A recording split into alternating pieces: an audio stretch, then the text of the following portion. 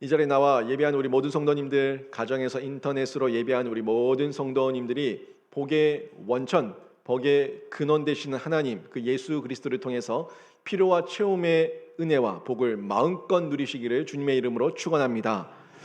우리 인생을 비유할 때 수레바퀴다 이런 얘기를 할 때가 있습니다. 우리 인생이 수레바퀴처럼 굴러가고 있다는 거예요. 인생이 굴러가는데 수레바퀴는 뭐가 있어야 됩니까? 수레바퀴는 바퀴가 있어야 됩니다. 수레바퀴에 바퀴가 없으면 무너진 수레입니다. 수레에는 바퀴가 있어야지 수레바퀴처럼 이렇게 둥실둥실 둥글둥글하게 굴러갈 수가 있어요. 우리 인생 가운데 이 수레바퀴라는 비유를 통해서 생각해 볼 수 있는 부분인데, 우리 인생은 피로라고 하는 바퀴와 채움이라고 하는 바퀴 두 개가 늘 함께 굴러가야지 만족도 있고 기쁨도 있고 유익도 있습니다. 피로와 채움, 이 부분은 우리 모든 사람에게 언제나 있었던 부분인데, 필요라고 하는 욕구, 이 필요라는 욕구가 없으면은 감사도 모르고 복도 모릅니다. 이 필요의 다른 면을 얘기하면 결핍이거든요. 결핍이 있기 때문에 이 결핍 때문에 필요하다 하는 욕구가 생기는 거예요.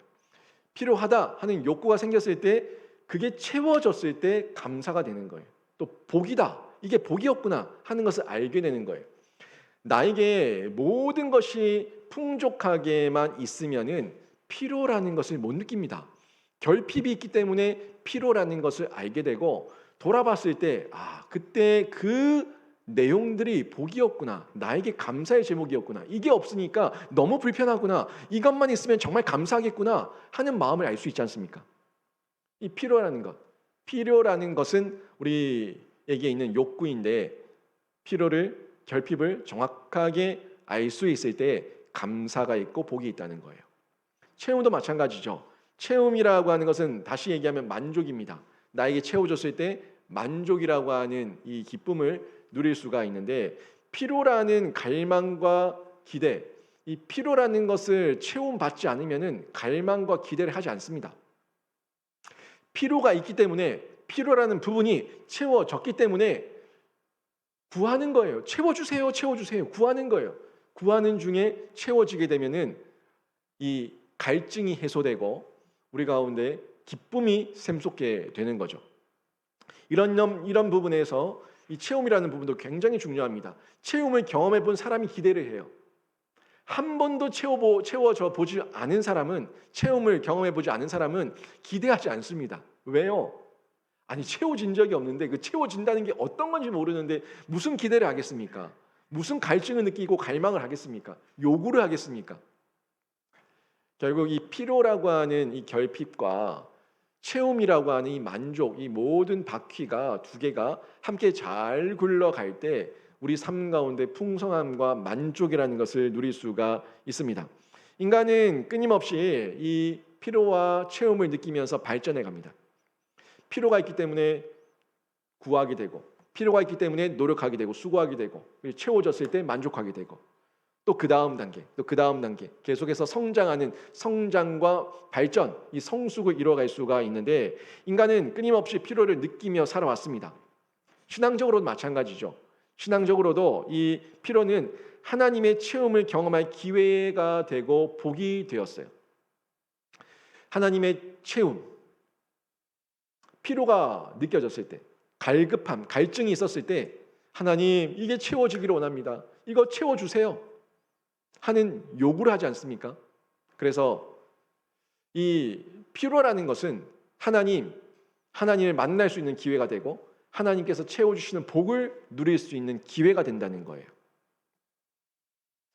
체험은 어떻습니까? 체험은 하나님의 살아계심을 인정하게 되는 실제적인 경험이 되고 체험이 되죠.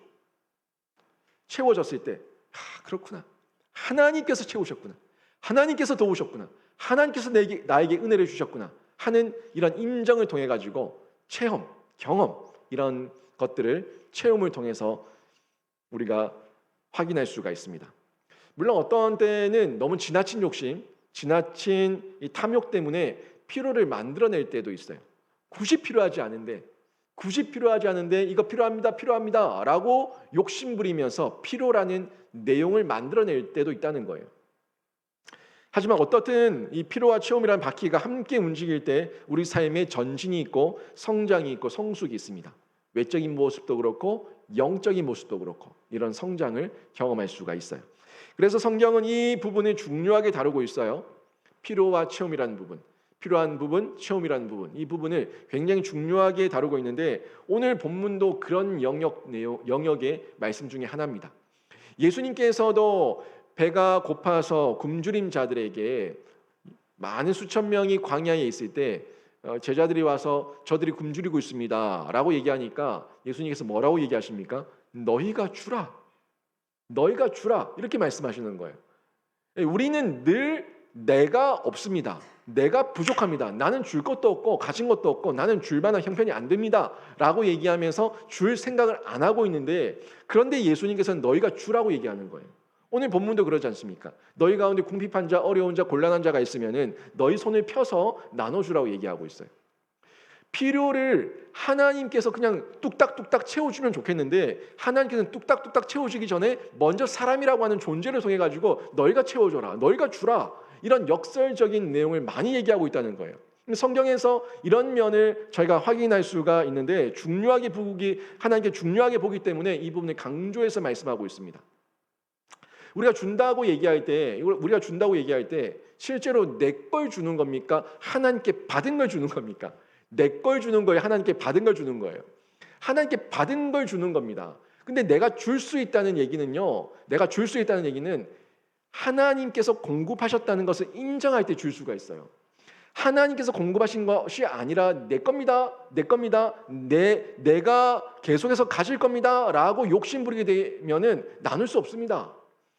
그러니까 내 손을 펼 수 있다는 얘기는 나와 하나님과의 관계가 열려질 때, 그리고 확인될 때, 하나님과 나와의 관계가 사랑 안에 있을 때 그때 내 손을 펼 수가 있는 거예요. 잘 보시게 되면은 이 부족한 결핍을 채우시겠다는 것은요, 결국에 그 해결 방안으로 하나님께서 말씀하시는 게 하나님 사랑과 이웃 사랑을 얘기하는 것을 확인할 수가 있어요. 하나님께서 나를 사랑하시고 내가 하나님을 사랑해서 하나님께 받은 것을 내 손을 펴서 흘려보내면은 이웃 사랑의 실천으로 흘러가게 되니까 결국 이 부분, 중요한 부분, 먼저는 하나님 사랑이고 그 다음이 이웃 사랑으로 확장되고 있다는 것을 저희가 말씀들을 확인하면서 알 수가 있고 발견할 수가 있습니다. 사실 이게 복이거든요. 하나님을 만나는 복이었잖아요. 내가 하나님을 만나서 만남의 복을 누린 거잖아요. 또 내가 이웃들을 만나가지고 이웃들에게 도움을 줄 수 있는 기쁨을 누렸잖아요. 또 이웃들은 나 때문에 하나님의 사랑이 흘러왔잖아요. 이게 만남의 복이라고요. 하나님을 만나는 만남의 복, 이웃을 만나는 만남의 복, 이 모든 것이 만남의 복인데 이 만남의 복이 있을 때 하나님께서 채우시겠다. 나를 만나라, 이웃을 만나라. 나를 만나서 그 사랑을 똑바로 알게 되고 제대로 알게 되면은 너 또한 이웃에게 나눠줄 수 있다. 이 사랑, 하나님 사랑, 이웃 사랑, 이 연결고리를 계속해서 말씀하고 있는 게 성경입니다. 그래서 이 모든 성경을 하나로 정리하면은 하나님 사랑, 이웃 사랑, 하나님 사랑, 이웃 사랑 이렇게 정리할 수 있다고 말씀하고 있지도 않습니까? 이 부분이에요. 이 부분을 저희가 알게 될 때 진짜 복이 뭔가 하는 것을 누릴 수가 있는데, 사람은 어때요? 사람은 자기밖에 모릅니다. 자기의 필요에만 집중하고 있어요. 그러니까 내 필요에는 너무너무 민감한데 상대방의 필요에는 궁금해하지 않는 거예요. 관심 가지지 않는 거예요. 거기에 대해서는 조금도 마음을 쓰지 않는 거예요. 이게 문제죠. 자기의 체험, 자기의 필요 여기에만 집중하고 있다는 겁니다. 하지만 돌아보면은 도와주는 자가 더 복된 자 아닙니까? 한번 생각해 보세요. 여러분만 잘 먹고 잘 사는 그런 삶을 살고 싶습니까? 아니면 평생 사는 중에 나눠주고 꺼주고 거저주고 베풀어 줄 수 있는 그런 삶을 살고 싶습니까? 이왕이면은 나에게 채움이 있고 그리고 그 채움이 상대방에게 흘려보낼 수 있는 그런 넉넉한 채움이면 더 좋지 않습니까? 채워지면 흘러가는 거예요. 아니 채워져서 흘러 넘치는데 내가 흘려보내고 싶지 않아도 흘러 넘치게 돼 있어요. 그게 나눠주고 꺼주고 베푸는 거예요. 거저주는 거예요. 그게 더 복되다는 겁니다. 하나님께서 채우시면은 그렇게 물된 동산같이 날마다 채워지는 은혜를 누릴 수가 있는데 이런 복을 받아 누리라는 거죠. 그런데 우리 문제는 스스로 없다고 여기고 나는 없어요. 나는 줄 게 없어요. 나는 먹고 죽으래도 없어요. 라고 얘기하면서 없다고 여기는 게 문제입니다. 없다고 여기기 때문에 나는 못 도와줍니다. 나는 도와줄 수가 없습니다. 라고 여기는 게 문제예요. 그 생각이 문제예요. 나중에도 얘기하겠지만 여러분 정말 그렇습니까? 여러분이 세상에서 가장 불행한 사람입니까? 여러분이 세상에서 가장 처절하고 불행한 사람입니까? 여러분보다 더 불행한 사람은 없어요? 여러분보다 더 어려운 사람은 없어요? 그 사람보다 내가 낫잖아요. 더 나은 사람이 도와줄 수 있는 거라고요. 그런데 나만 보니까 그 상대방이 안 보이니까 나는 불행해. 나는 안 됐어. 나는 아무것도 없어. 나는 저주받았어. 스스로 나에게 저주를 퍼붓고 있어요. 아무도 도와줄 수 없다.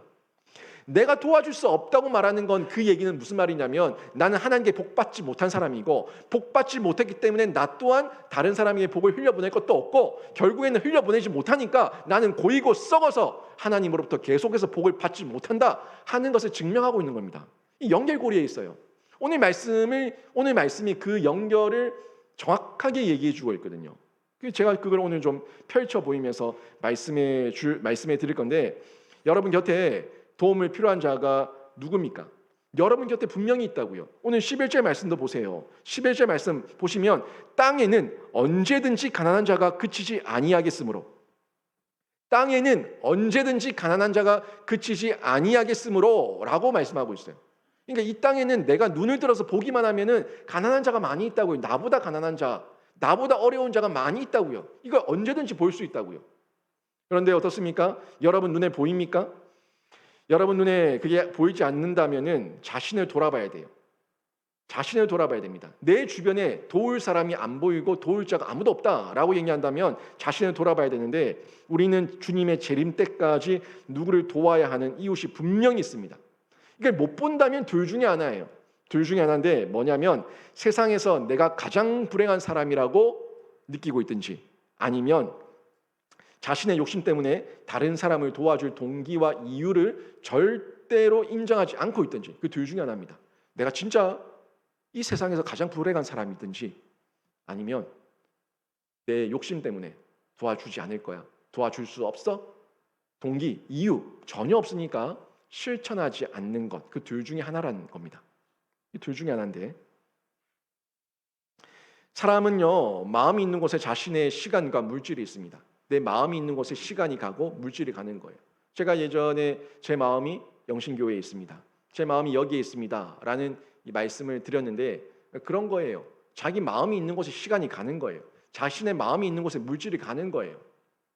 이 부분은 정확합니다. 내 시간과 물질이 아주 조금이라도 다른 이웃의 필요를 채우는 채움으로 흘러갈 때에 그때 그 이웃이 복을 받고 궁극적으로는 내가 하나님께 더 큰 복을 받게 되는 거예요. 내 마음이, 내 시간이, 내 물질이 흘러갔어요. 채워져 있던 게 비워졌으니까 또다시 결핍이 된 것 같은데 일단 흘러갔으니까 흘러간 이웃들이 복을 받아서 채워지는 복을 누리게 되고 나는 비워졌지만 또 채워지는 복을 받게 되니까 결핍이 아니라 더 풍족함을 누리게 되는 은혜. 이게 역설적이지만 성경에서 말씀하고 있는 원리이고 원칙이고 진리입니다. 이 말씀을 저희가 계속해서 보게 되는 거예요. 제가 이번 달 5번 계속해서 복을 얘기하고 있어요. 오늘까지 할 거예요. 오늘까지 제가 이 복에 대한 메시지를 전하고 다음 주부터 다시 느헤미야로 돌아갈 건데요. 여러분 어떻습니까? 제가 5번 이 설교를 하는 중에 여러분 마음 가운데 하나님의 복, 성경적 복에 대한 개념이 윤곽이 어느 정도 조금 잡혔습니까? 진짜 복이 뭐냐고요? 진짜 복의 원천과 근원이 어디냐고요? 이걸 알게 되셔야 되는데 복을 채우시는 분이 누구인지 말씀으로 확인하십시오. 이 복을 채우는 게 내 힘으로 채웠다, 내 능력으로 채웠다, 내 운으로 채웠다라고 얘기하면 그게 기복이에요. 기복이에요. 기복은 흘려보내지 않습니다. 기복은 쌓이고 고입니다. 그래서 썩어요. 이게 기복이라고요. 그런데 하나님의 원천, 하나님의 근본, 하나님으로부터 채워졌다는 이 믿음이 있으면은 흘려보낼 뿐만이 아니라 흘러가서 생명을 살리게 되는 거고, 나는 더 채워지게 되는 은혜를 누리게 되고 지경이 넓혀지는 은혜를 누리게 되는데, 이게 하나님의 복이고 성경적 복입니다. 제가 그 얘기를 계속 말씀드리고 있는 거예요. 저희 그리스도인들이, 우리 성도들이, 우리 교회가, 우리 교인들이 복을 받아야 됩니다. 복을 받아야 돼요. 그런데 그 복이 기복이기를 원하지 않습니다. 기복이 아니라 하나님의 복, 성경적 복을 받기를 원하고 날마다 채워주는 복을 받기를 원하는데, 저는 여러분이 그런 하나님의 복, 성경적 복을 받아서 여러분 모두가, 우리 교회와 여러분 가정이 축복의 통로로 쓰임받을 수 있기를 주님의 이름으로 축원합니다. 그 복을 받아야 된다고요. 이 복을 받을 때에 우리가 이 필요의 은혜를 누릴 수가 있습니다. 필요는 제가 다시 얘기했을 때 결핍이라 얘기했어요. 근데 그 결핍이 은혜라고요. 그 필요가 은혜라고요. 필요 때문에 여러분이 하나님께 나갔지 않습니까? 하나님께 기도하지 않았습니까? 세상 사람들은 아무리 결핍이 생기고 아무리 필요가 생겨도 절대 하나님께 기도하지 않습니다. 자기 욕심대로 뛰어들어요. 그런데 우리는 누구에게 구합니까? 하나님 아버지께 구하고 있다고요. 하나님 아버지께 이 필요와 결핍을 해결하여 주시옵소서라고 기도하고 있다고요. 여러분의 그 결핍 때문에 여러분이 한 번이라도 하나님께 기도할 수 있었고, 여러분의 그 필요 때문에 하나님께 한 번이라도 더 뛰어들 수 있었다면 그게 복인 줄로 믿습니다. 그게 은혜라고요. 이 모든 필요가 어떻게 있습니까? 우리 삶 가운데. 우리 삶 가운데 영적인 필요가 있어요. 육적인 필요가 있어요. 영적인, 심적인, 내적인 필요가 있을 때가 있고, 그런 결핍이 있을 때가 있고, 또 육적인, 외적인, 경제적인 그런 결핍과 필요가 있을 때도 있습니다. 이 모든 것들을 다 채울 수 있는 분이 우리 하나님이신 줄로 믿습니다. 마가의 다락방 보세요. 마가의 다락방, 예수님께서 승천하신 이후에 그 제자들이 두려웠어요. 영적으로 공고했어요. 혹시라도 이렇게 끝나면 어떡하나 하는 그런 염려와 불안과 두려움이 있었어요. 그 가운데 그들이 합심해서 기도하는 중에 성령이 임하여서 그들이 성령으로 영적인 충만함을 받지 않습니까? 이 마가의 다락방에서 영적인 체험을 받았던, 그 피로 가운데 체험을 받았던 그들의 역사였습니다. 충만히 채워졌어요. 광야에서 예수님을 쫓아 나왔던 많은 무리들이 배가 고팠습니다. 굶주리게 되었습니다. 기진하여 광야에서 시내로 들어가는 길에 쓰러질 수도 있는 그런 어려움 가운데 있었습니다. 그때 예수께서 제자들에게 뭐라고 얘기합니까? 너희가 주라고 얘기를 해요. 너희가 주라고 얘기했을 때 한 소년이 와서 오병이어를 하나님께 봉헌하고 하나님께 드렸을 때 그 물질을 가지고 예수께서 축사하시니까 5천 명이 넘는 인원들이 먹고 남음이 있는 12강주가 남는 그런 풍성함으로 채워지게 되었죠. 육적인 필요였어요. 육적인 필요까지도 풍성하게 채우신 하나님의 은혜가 분명히 임했던 것을 우리는 성경을 통해서 확인할 수가 있습니다. 필요였어요. 결핍이었어요. 채워졌어요. 하나님께서 채우셨어요. 영적으로도, 외적으로도, 육적으로도 이 모든 것들을 채우는 것을 보게 되는데, 여러분, 우리는요 하나님께서 알아서 주시기도 하시지만 필요를 구할 때의 체험을 받는 겁니다. 구하고 하나님 앞에 간구하고 간청하고 구하는 중에 받게 되면은 간증이 되는 거예요. 감사의 제목이 되는 거예요. 삶의 신앙의 체험이 되는 거예요. 이것이 어떻게 됩니까? 우리 속에 고여있지 않고 흘러가게 되는 거죠. 왜요? 내가 한 거예요? 하나님이 한 거예요? 하나님이 한 거예요. 하나님이 한 거예요. 하나님이 하셨습니다라는 고백을 하게 되니까 흘러가게 될 때에 나도 복을 받았죠. 또 흘려보내니까 누가 복을 받아요? 이웃이 복을 받아요. 또 흘려보내기 때문에 하나님으로부터 또 받게 돼요. 이 선순환의 역사가 계속해서 드러나는 것을 볼 수가 있지 않습니까? 지속적인 복을 받는 근거였죠. 이 흘려보내는 것. 지속적인 복을 받는 근거를 마련하게 되고 복받은 자의 합당한 실천이 우리 삶 가운데 드러나게 되는 겁니다. 그때 우리가 겸손한 인정이 먼저 필요합니다. 겸손한 인정은요, 내가 아니요 하나님께서 하셨습니다. 내가 한 거 아닙니다. 하나님께서 하셨습니다 하는 겸손한 인정. 하나님, 저는 할 수 없습니다. 저는 채울 수 없습니다. 저는 아무것도 능력 없지만 하나님께 맡기며 제가 수고하며 뛰어들 때 하나님께서 그 모든 것들 가운데 역사하실 줄로 믿습니다 하는 이 믿음, 겸손한 인정. 내가 한 것이 아니라 하나님께서 하셨다는 거죠. 세상 사람들은요 다 지가 한 줄 압니다. 지가 복음이에요. 자기가 한 줄 알아요. 자기가 수고해서 내 노력으로, 내 힘으로, 내 운으로 됐기 때문에 줄 수 없다고 얘기하죠. 그래서 썩는 거예요. 무너지는 거예요. 이걸 보셔야 되는데 우리 성도들은 그렇지 않습니다. 겸손한 인정이 먼저 우리에게 선행돼야 합니다. 7절 말씀 보실게요. 7절 말씀 보시면 이런 말씀이 있는데 네 하나님 여호와께서 내게 주신 땅 어느 성읍에서든지 가난한 형제가 너와 함께 거주하거든 그 가난한 형제에게 내 마음을 완악하게 하지 말며 내 손을 움켜쥐지 말고 반드시 내 손을 그에게 펴서 그에게 필요한 대로 쓸 것을 넉넉히 꾸어주라. 아멘.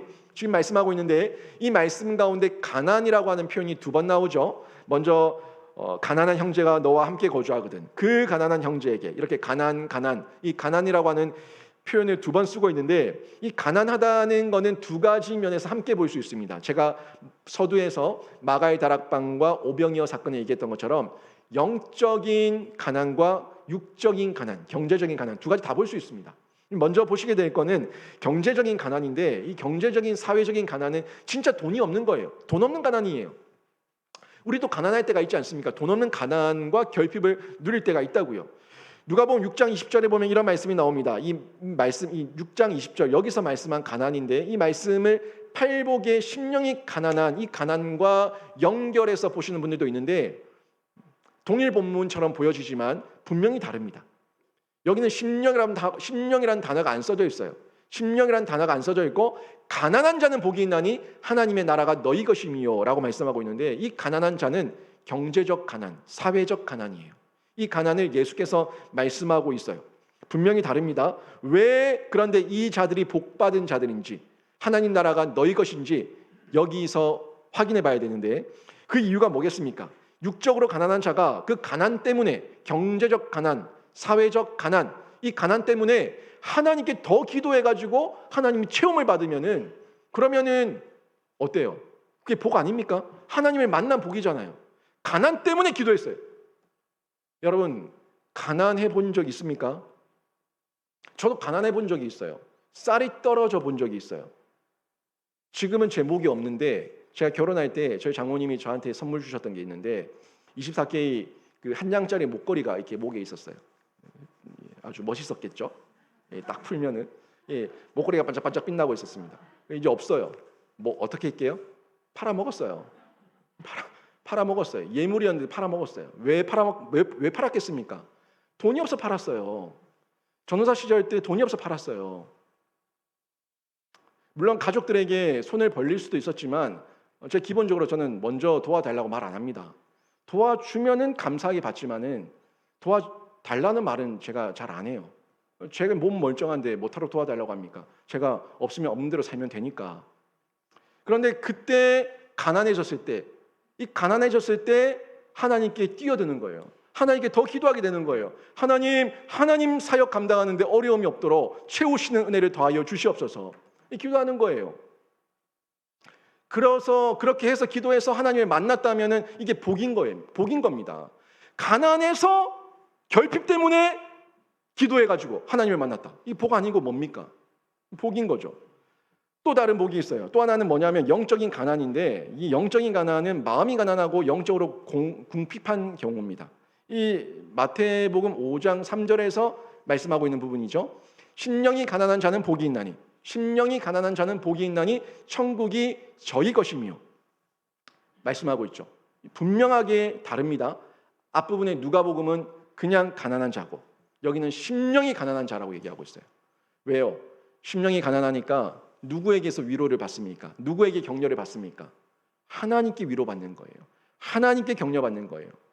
이 심령이 부유한 자들은요, 자신의 어떤 최면으로, 자신의 긍정의 언어로 자신을 스스로 위로하는데 다 헛된 위로예요. 세상 사람들의 위로를 통해 가지고 위로를 받으려고 하는데 다 영원하지 않고 확실하지 않은 위로입니다. 다 지나갈 위로예요. 완전하지 않은 위로입니다. 그런데 심령이 가난한 자, 진짜 하나님 앞에서 심령이 가난한 자는 하나님의 위로를 받으니까, 하나님 안에서 위로를 받고 격려를 받으니까, 하나님을 만나니까 그게 복이 되는 겁니다. 천국이 저희 것이며 이 마음이 천국이 된다는 얘기죠. 이런 복을 받아 누린다고 분명히 말씀하고 있죠. 여러분, 이게 우리들의 실상입니다. 우리들의 실상이에요. 여러분, 사는 중에 경제적으로, 사회적으로 외적인 결핍 가운데 필요가 있었던 적이 있지 않습니까?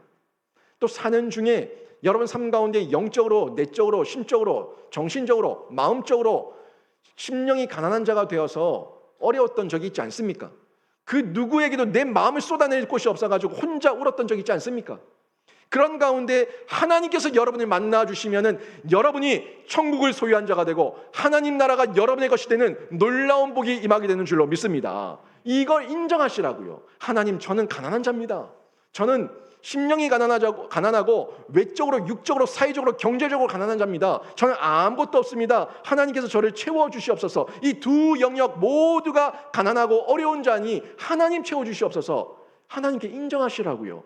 그 인정은 내 죄인됨의 인정이고 엎드리는 겁니다. 하나님 앞에 넙죽 엎드리는 거예요. 엎드렸을 때에 그때 하나님께 뛰어드는 거고 하나님께 뛰어드니까 복을 받게 되는 건데, 여러분, 이게 필요의 은혜 아니고 뭐겠습니까? 이 필요의 은혜가 겸손할 때 우리에게 주어지는 줄로 믿습니다.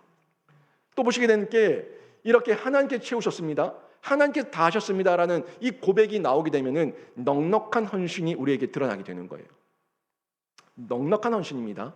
인색하지 않아요. 넉넉하게 베푸는 헌신입니다. 이런 헌신이 나타나게 되는데, 보세요. 오늘 본문 말씀 보시니까 본문 말씀에 8절, 10절, 11절에서 반드시라고 하는 부사가 3번 등장하죠.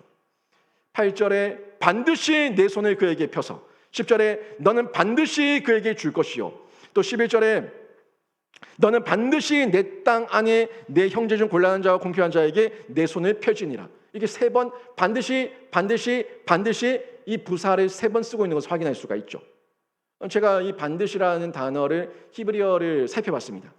히브리어를 살펴보니까 저희 번역된 한글 성경에는 부사로 번역되어 있지만 성경에는 원어에는 동사로 되어 있어요.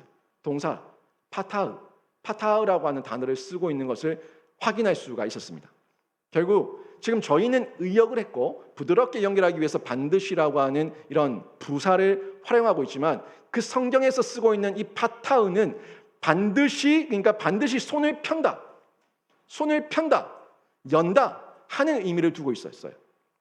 반드시 연다, 열어라, 에바다, 열어라, 열리는 거. 그러니까 반드시 여는 열림, 반드시 여는 열림의 의미로 쓰는 파타흐라고 하는 동사를 쓰고 있는 것을 확인할 수가 있습니다. 동사는 뭐예요? 행동이죠. 동사는 실천이죠. 동사는 움직임이죠. 반드시 열리는 파타흐, 이 단어를 쓰고 있는 것을 제가 확인할 수가 있었습니다. 한마디로 반드시 손을 펴게 되는 거고 지갑을 열게 되는 거고 돈을 꺼내는 행동을 강조하고 있는 하나님의 의도적 표현이라는 것을 확인할 수가 있었는데, 오늘 지금 7절에 보시면 반드시로 시작하고 있죠. 7절 보시면은 반드시 내 손을 그에게 펴서라고 얘기하고 있는데 그 앞부분을 보세요. 7절 뒷부분을 보시면은 이런 말씀이 연결되죠. 가난한 형제에게 내 마음을 완악하게 하지 말면 내 손을 움켜쥐지 말고 이렇게 쓰고 있습니다. 그런데 제가 이 아주 독특한 걸 발견했는데 완전 이 대조적인 단어를 2개를 쓰고 있는 거예요.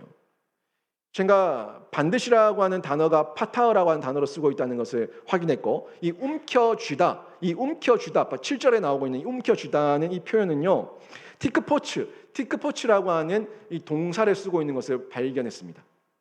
그러니까 지금 오늘 본문에서 움켜쥐지 말고 손을 펴라 하는 부분을 강조해서 얘기하고 있는데, 티크포츠라고 하는 것은 끌어모은다는 거예요. 가둔다는 거예요. 닫아버린다는 거예요. 숨은 댐 문을 닫아가지고 물을 가두는 것처럼 완전히 차단시켜버리는 그런 강렬한 단어가 티크포츠, 움켜쥐다 하는 내용을 쓰고 있는데, 어때요? 이 움켜쥔 것을 내 마음 때문에, 내 욕심 때문에 강렬하게 움켜진 이것을 하나님께서 뭐라고 얘기해요? 파타흐, 반드시 펴라, 반드시 열어라, 그래야지 네가 복을 받는다 하는 내용을 우리에게 전달해 주고 있다는 것을 확인할 수가 있었습니다. 제가 어린아이들에게 교육부서를 맡고 있을 때 말씀을 가르치며 또 헌금에 대해서 11조에 대해서 가르칠 때 아이들한테 이렇게 물어요. 얘들아, 너희가 10,000원을 받아가지고 10,000원을 받아서 1,000원을 하나님께 드리고 9,000원을 네 마음대로 쓰는 걸 원하니, 아니면은 그 1,000원을 안 드리고 9,000원도 안 쓰는 걸 원하니? 이렇게 물으면은 아이들 뭐라고 얘기할 것 같아요? 하나같이 모두가 1,000원 하나님께 드리고 9,000원 제가 쓸 거예요 라고 얘기를 해요. 그런데 그 아이에게 10,000원을 딱 주면은 어떻게 돼요? 그 1,000원 주는 게 아까워요, 어때요? 마음껏 드려요, 아니면 아까워요? 아까워서 못 주는 거예요. 움켜쥐는 거예요. 움켜쥐는 거예요. 움켜쥐면서 티크포츠 하는 거예요. 티크포츠. 분명히 10개 중에서 하나를 하나님께 드리고 9개를 내 마음껏 쓰는 것이 복이라는 것을 알고 있고, 이 1개는 하나님 거라는 걸 알고 있는데 막상 나에게 10개가 다 주어지고 나면 그 1개 주는 게 아까운 거예요. 이게 티크포츠, 움켜쥐면서 닫아버리는 겁니다. 닫아버리는 거. 내 마음에서 하나님 것도 못 드리고 닫아버렸는데 이웃에게 주겠습니까? 하나님께 드리는 이 사랑이 연결되지 않았는데 이웃에게 흘려보내는 이 이웃 사랑이 펼쳐지겠어요? 안 되는 겁니다. 제가 계속 강조하죠. 하나님 사랑이 우선이다. 하나님께 드릴 수 있는 자가 이웃에게 드릴 수 있다. 하나님께 드릴 수 있는 자가 이웃에게 드릴 수 있고, 하나님께 못 드리는 자가 이웃에게 드리는 거는, 이웃에게 주는 거는 생색이다, 기복이다, 자랑이다, 자기 욕심이다, 자기가 드러나길 원한다. 넉넉한 헌신이 아닙니다. 인색한 헌신이에요. 그래서 내가 나눠줬는데 하나님이 영광 되지 않고 내 영광이 하나님께 영광 돌리지 않고 내 영광이 드러나길 원하는 거예요. 내 이름이 드러나길 원하는 거예요. 사람들이 날 알아주기를 원하는 거예요. 나에게 박수 쳐주기를 원하는 거예요. 그런데 사람들이 나를 인정해 주지 않는 거야. 하나님께 영광, 하나님께 영광. 이러면은 마음이 상해요. 삐져요. 화나요. 다음부터 내가 다시는 하나 봐라. 다음부터 내가 다시는 하나 봐라. 이렇게 마음을 닫아버립니다. 결국에는 이 넉넉한 헌신이 아니라 인색한 생색내기였어요. 하나님께 받았다는 이 인정이 있을 때, 겸손한 인정이 있을 때 마음껏 펴서 흘려보낼 수가 있는 거예요. 이 부분을 저희가 확인할 수가 있는데, 결국에는 이 파타어라고 하는 거는 여는 일, 움켜쥐지 말고 네가 꼭 쥐고 있는 그 움켜진 손을 완전히 반드시 펴서 흘려보내라 하는 말씀을 우리에게 전해주고 있는 겁니다. 그때 어떻게 됩니까? 우리 손 대는 곳곳마다, 내 손이 가는 곳마다 복을 받는다고 오늘 본문이 말하고 있지 않습니까? 말씀하고 있지 않아요. 예수님께서 그걸 보시는 거예요. 예수님께서도 칭찬했던 두 여인이 있었는데, 한 여인은 옥합을 깨뜨렸던 여인이고 한 여인은 두렙돈을 드렸던 과부였어요. 이 두 여인이 큰 칭찬을 받습니다. 마가복음 14장 3절에 보면은 한 여자가 예수님께 찾아오죠. 그 말씀을 보니까 이렇게 나옵니다. 한 여자가 매우 값진 향유 곧 순전한 나드 한 옥합을 가지고 와서 그 옥합을 깨뜨려 예수의 머리에 부으니, 아멘, 이렇게 말씀하고 있는데, 이 부었을 때에 주변에 있던 사람들은 그 부었던 여인에게 뭐라고 얘기하냐면, 이 향유를 팔아가지고 이웃들에게 섬기고 이웃들에게 베풀었다면은 훨씬 더 유익이 되었을 것을 네가 이 향유를 허비하는구나 라고 하면서 책망합니다. 예수님은 그 마음의 중심을 보시죠. 이 사람은 하나님 사랑이 연결되지 않은 자가 결국 향유를 팔아서 나눠주면서 자기 명성을 얻고 자기 이름을 얻고 자기가 드러나기를 원하는구나 하는 것을 예수님께서는 파악하신 거예요.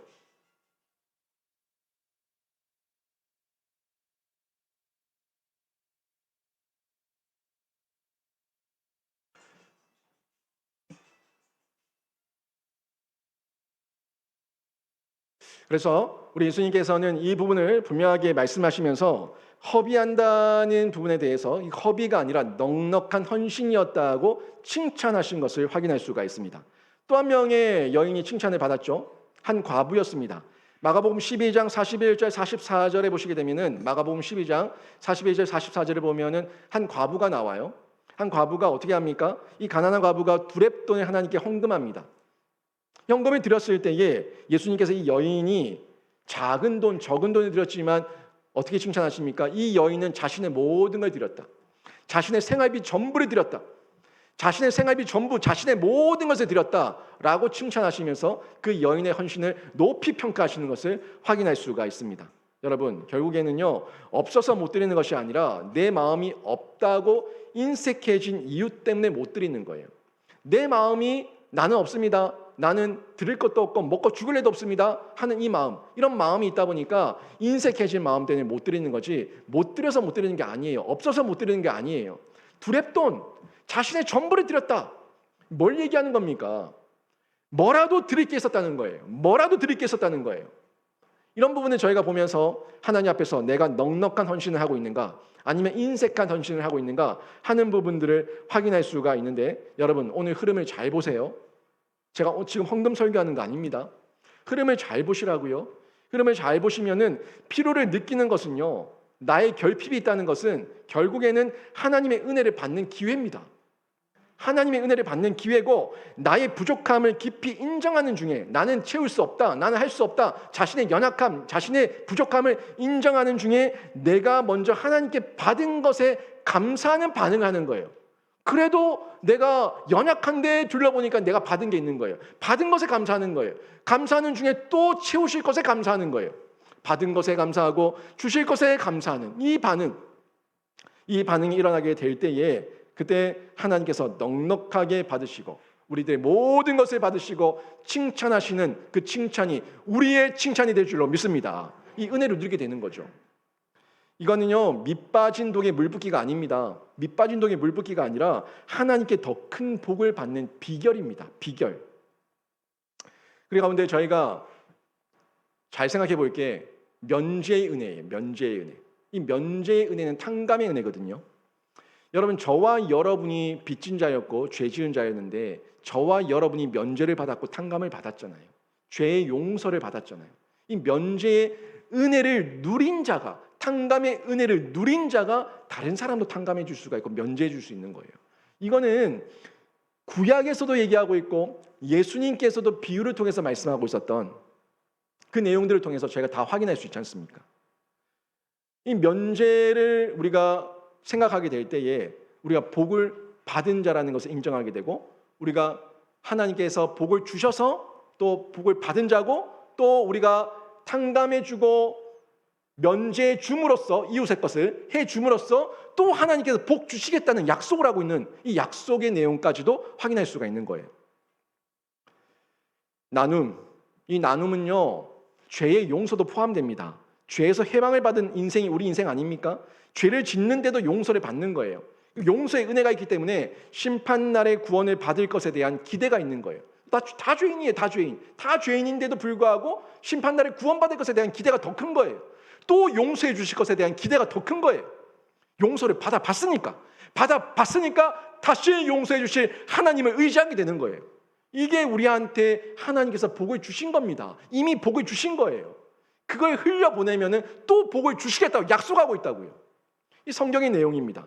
9절 10절 말씀을 보십시오. 9절 10절 말씀을 보시면은 이 일곱째 해에 면제년으로 정하셔가지고 채무관계를 다 자유롭게 하시는 하나님의 명령이 나오는데, 9절 말씀 먼저 봅니다. 9절 말씀 보니까 삼가 너는 마음에 악한 생각을 품지 말라 곧 이르기를 일곱째 해 면제년이 가까이 왔다 하고, 내 궁핍한 형제를 악한 눈으로 바라보며 아무것도 주지 아니하면 그가 너를 여호와께 호소하리니 그것이 내게 죄가 되리라. 아멘.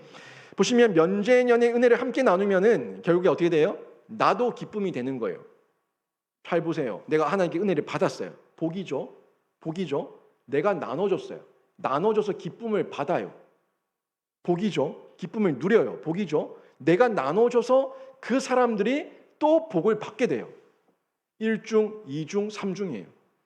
2중, 3중의 복을 내가 나누는 중에 받게 되는 거예요. 받았으니까 나눠줄 게 있는 거 아닙니까? 복 받은 거 인정하는 거죠. 또 나눠주니까 기쁨을 누리는 거죠. 나눠줬더니 그 복이 그 이웃들에게 임해서 그 복을 그들도 누리게 되니까 복이 되는 거죠. 또 어떻게 돼요? 하나님께 또 내가 다음 복을 받게 되는 거예요. 그 다음 복 받을 근거를 마련하게 되는 거예요. 이런 흐름들이 나오게 되는 겁니다. 그리고 하나님께서 반드시 그 구제, 그 나눔, 그 사랑에 대해서 복을 주시겠다고 말씀하고 있는데 10절 말씀만 보십시오. 10절 말씀 보시니까 너는 반드시 그에게 줄 것이요 줄 때에는 아끼는 마음으로 품지 말 것이니라. 이로 말미암아 내 하나님 여호와께서 내가 하는 모든 일과 내 손이 닿는 모든 일에 내게 복을 주시리라. 아멘. 얘기하고 있지 않습니까? 약속하고 있지 않습니까? 인색하지 않고 기쁨으로 넉넉하게 줬을 때 하나님께서 내가 하는 모든 일과 내 손이 닿는 모든 일에 내게 복을 주시겠다. 이 약속을 하고 있는 거예요. 2중, 3중, 4중 이 복을 계속 받는 거예요. 복받을 근거를 마련하는 거예요. 복받을 실천을 하는 거예요. 이런 놀라운 역사를 받게 되는데 여러분 이것만큼 큰 상급이 어디 있겠습니까? 어디 있겠냐고요. 그 가운데 결국에 우리가 인정하게 되죠. 고백하게 되죠. 만복의 원천이 만복의 근원이 하나님이십니다. 예수 그리스도십니다. 하는 고백을 하게 되는 거예요. 오늘 본문에서 11절 말씀을 주목해서 보십시오. 11절 말씀을 보십니다. 땅에는 언제든지 가난한 자가 그치지 아니하겠으므로 내가 내게 명령하여 이르노니 너는 반드시 내 땅 안에 내 형제 중 곤란한 자와 궁핍한 자에게 내 손을 펼지니라. 아멘. 보세요. 땅에 언제든지 가난한 자가 그치지 아니하겠으므로 이 얘기는요. 언제든지 우리가 복받을 기회가 사방에 널려 있다는 얘기입니다. 우리 주변에 가난한 자가 이 땅 가운데 그치지 않는다. 너희 가운데 이 땅 가운데 복받을 기회가 그치지 않는다 하는 내용으로 우리에게 해석될 수 있는 부분이에요. 그런데 우리는 어떻습니까? 내 결핍, 내 피로만 집중하다 보니까 그 상대에 대해서 집중하지 않는 거예요. 관심 가지지 않는 거예요. 먹고 죽을 애도 없다 하면서 하나님께 원망하는 거예요. 그러니까 복이 끊어져 버리는 거예요. 복을 받았는데 끊어져 버리는 거예요. 움켜쥐다, 티크포츠 돼버리는 겁니다. 가둬져 버리는 거예요. 이걸 하나님께서 경계시키고 있는 겁니다. 이거 또 보세요. 내가 내게 명령하여, 주목해서 볼 거, 내가 내게 명령하여 이르노니 분명히 말씀하고 있죠. 내가 누굽니까? 하나님, 여호와 하나님, 야훼 하나님. 우리 하나님께서 우리에게 명령하여 이르노니, 명령이라고 분명히 말씀하고 있죠. 권면이면서 명령이에요. 분명히 명령하고 있어요. 우리는요, 이 모든 사랑과 구제의 손길을 베푸는 그 근본 배경에 하나님 사랑이 있고 하나님의 관심이 있고 하나님의 명령이 있다는 것을 기억하셔야 됩니다. 하나님은요, 의외로 우리가 하나님을 사랑하기를 원하시고 또 우리 주변에 있는 이웃들에게 굉장히 많은 관심을 가지고 있다는 것을 확인할 수 있습니다. 성경 보십시오. 너희가 나에게 관심 가지라. 너희가 나를 사랑하라 하는 것을 강조해서 말씀하십니다. 그리고 나에게 받은 그 사랑이 이웃들에게 흘러가는 사랑으로 펼쳐지기를 원하신다는 그 관심이 성경 곳곳에 너무나 명확하게 나와 있는 것을 볼 수가 있습니다. 그래서 모든 율법과 선지자의 강령이니라 뭐예요? 하나님 사랑, 이웃 사랑. 모든 율법과 선지자의 강령이 하나님 사랑, 이웃 사랑이라고 정리해서 말씀하고 있지 않습니까? 만복의 근원. 이 만복의 근원은 결국 하나님께서 나를 먼저 사랑하셨고 그래서 복을 주셨고 이걸 인정하고 내가 하나님께 반응하고 하나님을 사랑하게 되면은 계속해서 흘러내리는 복의 원천에 접속되게 되고 접속돼서 날마다 인정하는 중에 흘려보내면은 복받을 근거를 마련해서 계속해서 선순환되는 복의 은혜를 누릴 수가 있다는 것을 확인할 수가 있는 거예요. 우리 하나님, 우리 예수님, 그분을 따르는 사람이 우리 아닙니까? 우리 하나님, 우리 예수님을 따르는 성도와 신자가 우리 아닙니까? 우리가 그분들의 명령 앞에 순종하며 따르는 자가 제자 아닙니까? 신자 아닙니까? 성도 아닙니까? 우리가 그 말씀의 그 명령을 기억해야 된다고요. 오늘 분명히 말씀하지 않습니까? 내가 내게 명령하여 이르노니. 기억하십시오. 여러분에게 주신 명령인데 이 명령은 다시 얘기하면 하나님께서 여러분에게 복 주시기를 원하셔서 복 받으라고 명령하고 있는 거예요. 이 명령 앞에 순종할 때 복을 받게 되는 겁니다. 여러분, 면제든 구제든 성김이든 모든 흐름은요, 예수님의 사랑이 결론적으로 전해져야 됩니다.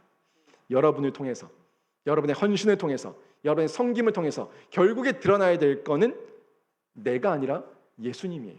예수 그리스도의 사랑이 드러나는 겁니다. 뭐 때문입니까?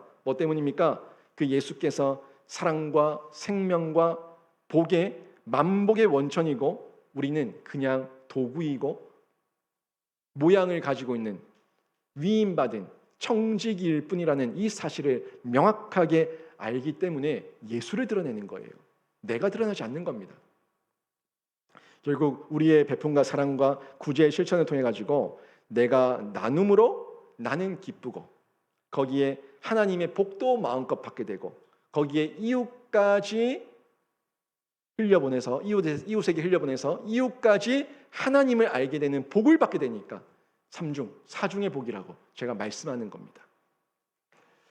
여러분이 이 복을 받아 누리시기를 원하실 건데 한번 곰곰이 생각해 보십시오. 여러분 삶 가운데 여러분이 드러나지 않아서 화난 적 없습니까? 여러분이 주인공이 되지 않아서 삐진 적 없습니까? 여러분이 주목받지 못해가지고 속상했던 적 없습니까? 마음을 움켜쥔 적 없습니까? 헌신을 손을 펴야 되는데 움켜진 적 없습니까? 반드시 반드시 그 손을 펴서 여러분이 손을 편 그 손에 하나님의 복이 마음껏 그 손에 가득가득 담겨지기를 주님의 이름으로 축원합니다. 이게 완전한 사랑이에요. 하나님께서 그런 완전한 사랑을 우리에게 이미 보여주셨습니다. 이미 베푸셨다고요. 완전한 사랑이에요. 로마서 8장 32절 보십시오. 로마서 8장 31절에 보면은 이 부분 알 수 있지 않습니까? 같이 한번 읽어봅니다. 시작. 자기 아들을 아끼지 아니하시고 우리 모든 사람을 위하여 내주시니가 어찌 그 아들과 함께 모든 것을 우리에게 주시지 아니하겠느냐. 아멘. 아들을 주셨다고요. 아들을 주셨다고요. 독생자 예수 그리스도 그 아들을 주셨다고요. 아들을 받았어요. 아들을 우리가 받아서 그분의 은혜 때문에 용서함을 받고 죄사함을 받고 영생을 얻고 구원을 얻었어요.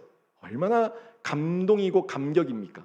이걸 우리가 인정하게 되면은 하나님의 사랑을 실천할 수가 있는 거죠. 결국 이 본문 말씀을 다시 얘기하면 한마디로 얘기하면은 예수 믿어라. 예수를 느껴라.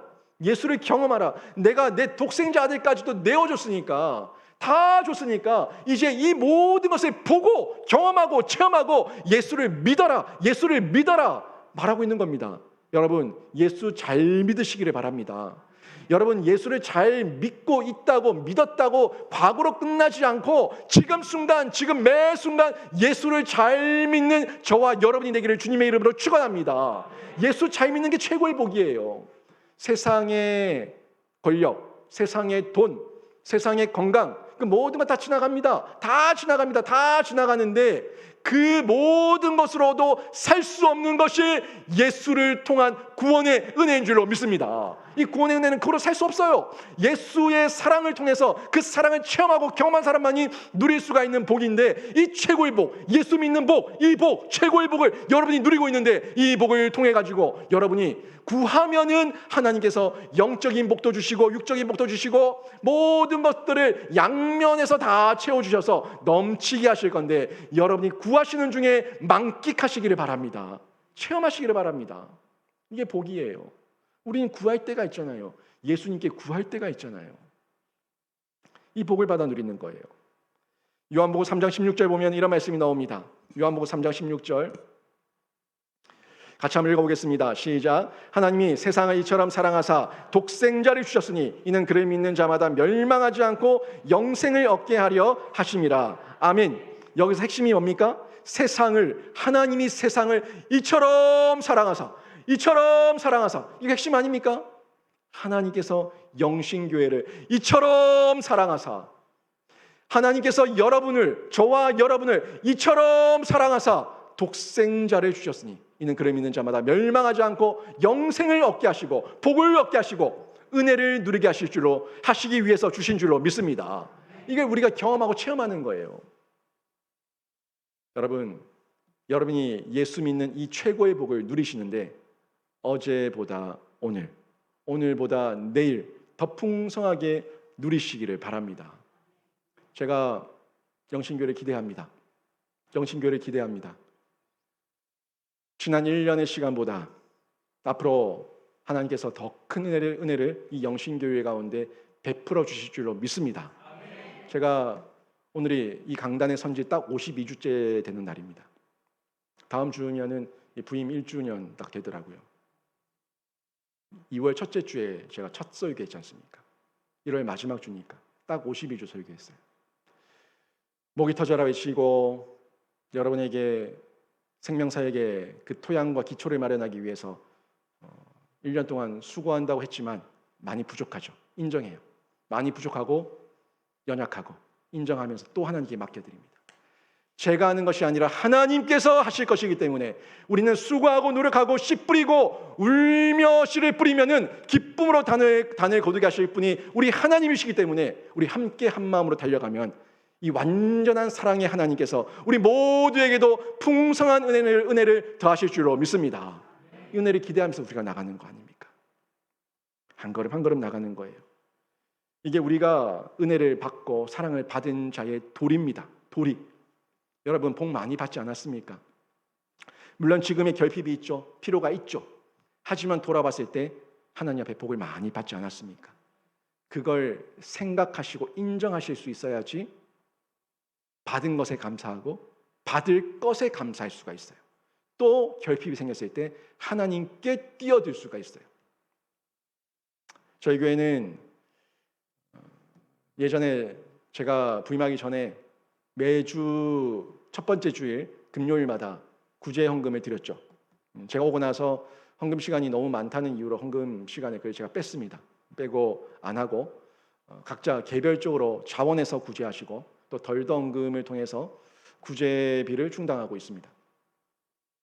여러분이 다 힘든 중에 있을 때 주변을 둘러보시고 이웃을 둘러보시고 교우들을 둘러보시면서 여러분의 꽉 쥐어진 이 손이 활짝 펴지는 은혜를 누리시고 누리는 가운데 여러분이 복받은 것을 인정하고 흘려보내는 중에 기쁨을 누리고 또 흘러가서 그들이 복받는 것을 보면서 2중, 3중, 4중의 복을 누리는 은혜를 경험하시기를 바랍니다. 그게 복이거든요. 초반에도 얘기했죠. 나만 힘들어, 나만 불행해, 그 누구도 나는 도울 처지가 안 돼, 그렇게 말하지 마세요. 그렇게 말하지 마세요. 그 말은요, 다시 얘기하면 내가 하나님의 복을 받지 않겠다고 결단하는 자신을 향한 저주입니다. 그런 말 하지 마세요. 여러분은 어떤 모양으로도, 두랩돈으로도, 어떤 모양으로도 섬길 수가 있고 헌신할 수가 있고 흘려보낼 수가 있다고요. 나는 안 돼, 나는 없어, 나는 굶어 죽을 애도 없어, 나는 그럴 처지가 안 돼. 다시 얘기하면 오늘 성경 말씀과 완전 배치되는 거예요. 끝까지 티크포츠 가둬두고 썩어서 펴지 않아서, 반드시 그 손을 펴지 않아서 내 손이 닿는 곳마다 복을 받겠다는 그 하나님의 언약과는 나와 상관없다는 결단을 하는 것과 똑같아요. 아주 무서운 말입니다. 여러분 할 수 있고 흘려보낼 수 있고 하나님께서 복을 이미 주셨어요. 이걸 누리시기를 바랍니다. 오늘 말씀 정리하면 이렇습니다. 여러분, 필요와 체험의 관계를 잘 이해하십시오. 필요와 체험의 관계를 잘 이해하세요. 필요 결핍이에요. 체험은 채워지는 거예요. 하지만 필요와 체험 다 필요한 거예요. 이게 모든 것이 다 하나님의 복이에요. 하나님께 구하게 되니까 필요의 복이고 체험을 받으니까 체험의 복이에요. 은혜예요. 겸손한 인정을 통해 가지고 넉넉히 구하십시오. 나는 할 수 없지만 하나님께서 하시면 채워질 줄로 믿습니다. 제 것이 아니라 모든 것이 하나님의 것입니다. 하니 겸손한 인정으로 넉넉히 구하시고 만복의 원천, 완전한 사랑의 근원 되시는 그 하나님을 이웃들에게 전할 수 있는 기쁨과 복을 누리시기를 바랍니다. 그때 어떻게 됩니까? 이 필요와 체험의 복을 주시는 예수 그리스도가 최고의 복이라는 이 사실을 인정하게 되고 하나님의 사랑과 경륜과 섭리를 알게 되고 여러분이 가는 곳곳마다 여러분이 손이 닿는 곳곳마다 복을 받아서 하나님의 영광이 드러나는 귀한 생명사역자가 되게 될 텐데 여러분 가정이, 여러분 자녀들이, 여러분의 삶이 그런 생명사역의 현장이 되기를 주님의 이름으로 축원합니다. 아멘.